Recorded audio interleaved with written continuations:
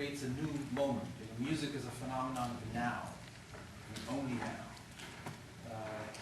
There's a great conductor by the name of Guitarra, passed away about 10 years ago. He didn't believe in recordings, because he said that music can be experienced in the moment and so on. And that this brings something to that, idealistically speaking. So make sure that you take your time before you start, you feel the instrument, you know, and that you bring your space that you always live with to this space and share that. And that should be your point of departure. That's the first thing I would recommend. You know, you really have a very healthy and excellent musical instinct about this piece. There's just a few things that I think,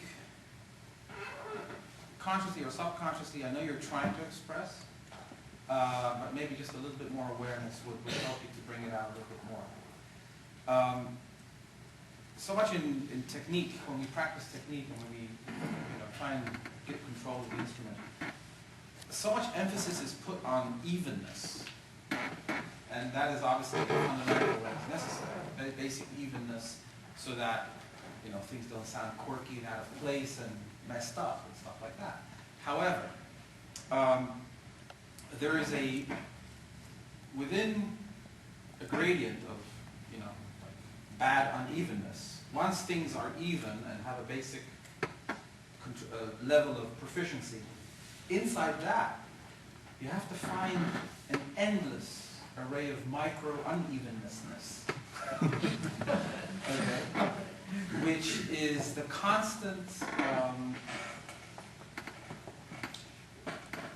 subtle articulation of every note that you want it to come out exactly the way you want it, and that's what makes the difference from a very good, correct performance to a great performance. So to be ultra sensitive to the possibilities that the music, and especially romantic music, really what I'm saying is, it's true for all music, but in romantic music it is especially true because so many emotional nuances want to be expressed, and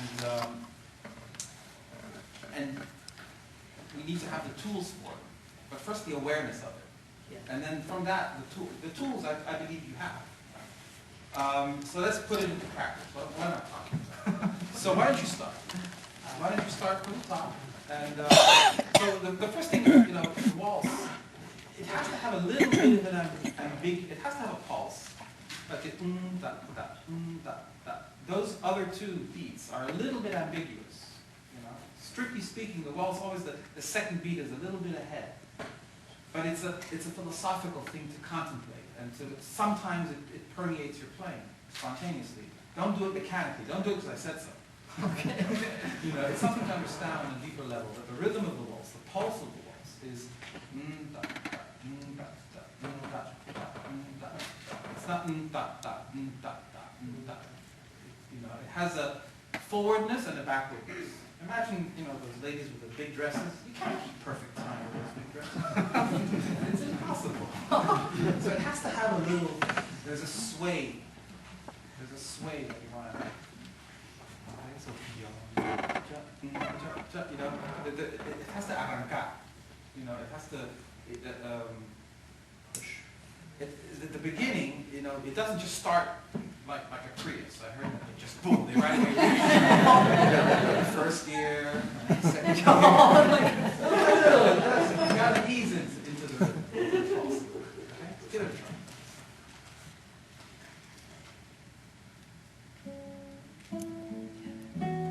So hold it right there. So hang on that E a little bit longer. Okay. So there's a couple of ways you can do this. You can either hang on that first E a little longer. See, that's an opportunity for magic. Yeah? Yeah. I don't play this piece, by the way, but oops, I'll do that.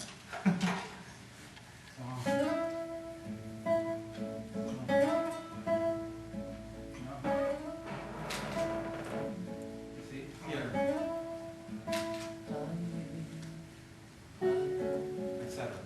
So you want to schmooze that. And not always the same way either. Not always the same way. See, you don't right away get going in time. You got to build the momentum of it. Okay? Nice guitar, by the way. See if you can dig in, carve out the sound, scoop it out. More, I want more scooping. Not loud. Deep. Like, imagine there's ice cream in there. And this is your scooper. This is the scooper. Vibrato. Bring it out here also. The scooper isn't enough, you gotta squeeze the bucket.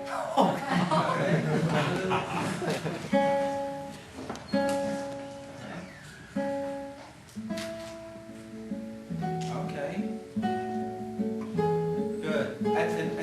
And by there you start, you should be a little faster already. So chaturanga. Yeah. No. Yeah. That second E has to be a bit of a surprise. So I don't want, if I can predict it, you lost me. You gotta surprise me. all right. I'll buy it.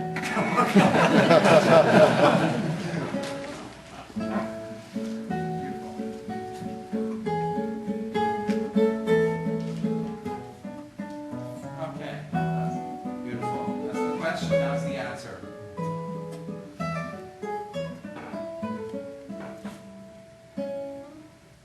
Very good.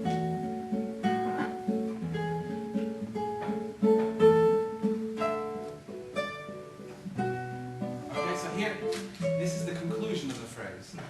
You have to change space a little bit. Again, back to this obsession with consistency. You're consistent. Okay? Now a bit inconsistent, but up here, not here. So, when you get to that conclusion part, it has to breathe.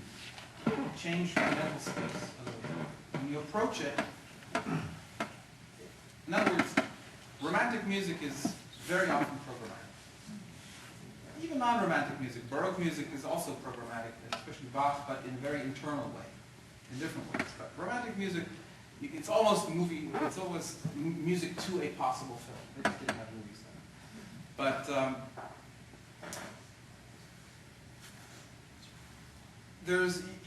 if you can imagine what a storyline, what possible storyline could exist to this phrase, it would be something of a conclusive nature to the original statement, that would wrap up, this first, it's probably grand waltz. Imagine, I would go out on the limb and say, this guy wants to ask this girl out to the big ball, to the big dance, and he's trying to woo her and trying to tell her, wow, he's got great champagne and wonderful, lox and bagels. They can have all these fun things, and he's trying to lure her into this thing. And then to close the deal, that's when he closes the deal. And then, please will you come with me to home? I certainly will. Okay. So visualize that, give it some dimension. Give it dimension, But again, if you have an idea in your mind, something that has to speak to you when you learn a piece of music, the people say, no, you do one bar by bar, first you figure out the technique, and then I do the opposite. First piece of music, you open it, you have a love affair with the music. You have an affair with music. You play wrong notes, you rush it, you see how you can't get this part, you make it up, okay, I'll get to you later. And you go through it, and you work it, and first you fall in love with this, and then you fix it. I see. Okay? I think I've been doing the opposite. Yes. Right. Which is okay. But when you, these musical phrases, see if you can decode them and let them speak to you. Give them a story. Give them a story. Give them something. It doesn't have to be this way. It can be anything. You say, oh, I think this is about someone going to war. What? I don't know. It's his last dance before he goes to war. Oh, there we I don't go. know. I'm just going out. What I'm saying is, it has to be personal. It has to mean something to you. Because when you do have a way of, a looking glass through which you can look at any piece of music, any given piece of music too, it makes it more real to you and palpable to you. And guess what? You bring that on stage when you perform. And that will, the audience, whether they know what the story is on a literal level or not, they will pick up on something. They will hear there's something deeper going on here than just hearing notes. Do you have any questions?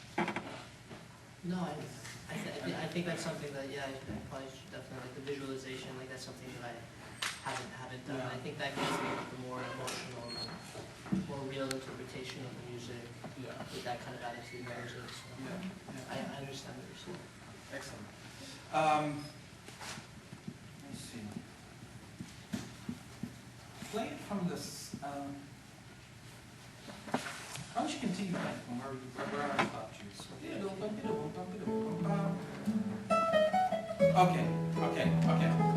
Okay, here if you can be a little bit more cheeky. Right. Yeah.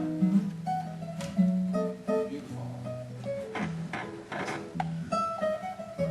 See, hear that? See, you can actually do it a little bit closer here. At least one of them. One of them? Closer, even closer. I want to hear more nail. Don't be afraid of the nail. Not It's character. And then, beautiful. Also, actually, that I'm a retro guy, but that I would do it freestyle. Oh, really? Yeah, and play with those notes. Have fun with them. Make it yours. Own them. Good. Don't overdo the vibrato at the beginning. It's more about the right hand. What about the right hand?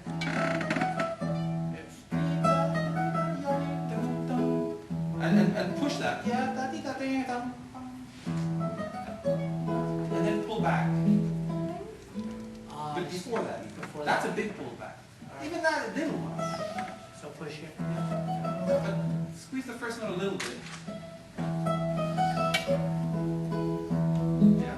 Another little thing. Don't be afraid to articulate. Like, I call them half staccatos of the accompaniment parts. Tenudos. No. The ding, dong, dong, not da, da. Or da, da. We're about 5 minutes. These guys, da, da, the accompaniment. There you go. Oh, so Yeah, that has to, that's good. Very good. And there's endless degrees of staccato-ness and less and more. And I want you to play it, to vary that. Because that's the background that constantly gives this perception of change and difference. So it's not all the same. It's unpredictable. You want it to be unpredictable. If music is predictable, then why leave the house? You know? Beautiful. Excellent. Let's see. 5 minutes. 3 minutes. Continue. I love what you did now. That was totally, yeah. from this section? Yeah.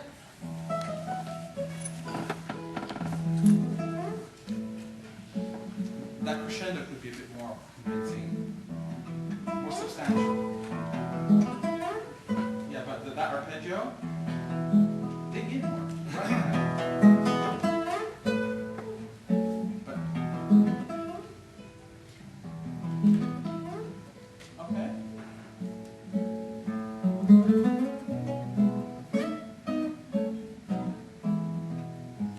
Next section. Okay. Okay, so before this section, Yeah. definitely separate. Separate the section. Again, it's another space. Up until now, it was like one phase of the courtship. Now starts another phase of the courtship. For sure. Okay. I totally missed that middle section. Shut. It's going. All right. All right. Yeah. So,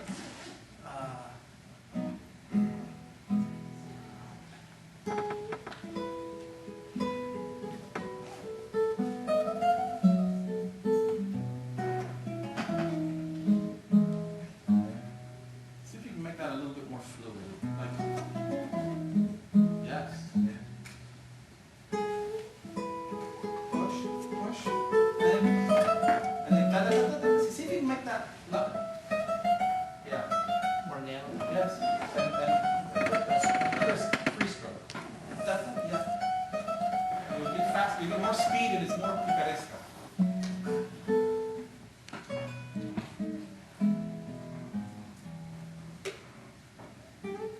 That last G sharp. You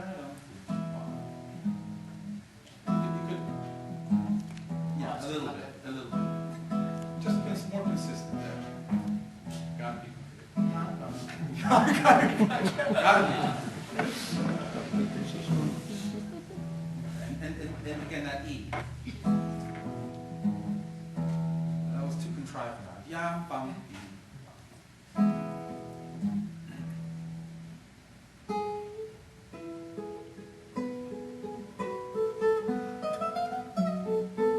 Tiraram-pam, tiraram-pam, da-da-da-da-tiraram-pam.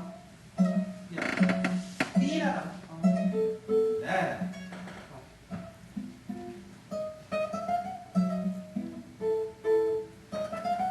That's it. Go for it. Go for it. This is the time.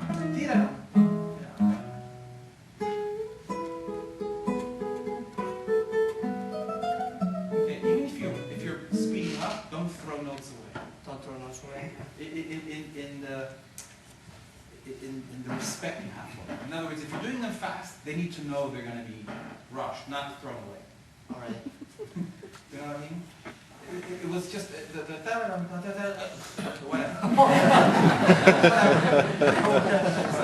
It's like one thing is to cheer them on and to excite them to go faster. Another thing is to So it's whatever. too eccentric. It's Right. too much. One last time.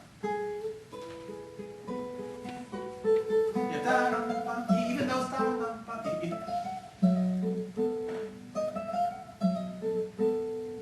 to the beginning of the phrase. Right. Okay, now what did you do different now? No. You articulated the tam-pam, tam-pam. When you articulate them, they don't get thrown away. So make So sure if you they're accelerate but articulate, then it makes sense.